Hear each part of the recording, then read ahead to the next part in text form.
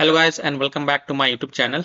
In this video tutorial I will show you how to download or install Moonrise Fall game for free via the Steam launcher. So without wasting time, here follow the steps very carefully. So open Steam, go to store and inside the store search for Moonrise Fall and then click on Moonrise Fall game. Now scroll down and here you will see get Moonrise Fall free to keep when you get it before 2nd June. You can see minus 100% discount. Click on add to account button.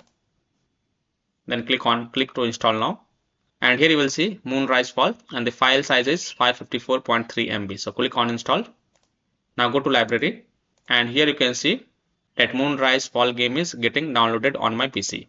So I hope by following these steps you can also download and install Moonrise Fall game for free via the Steam launcher when you download this game before 2nd June 2026, and you can keep this game forever in your account.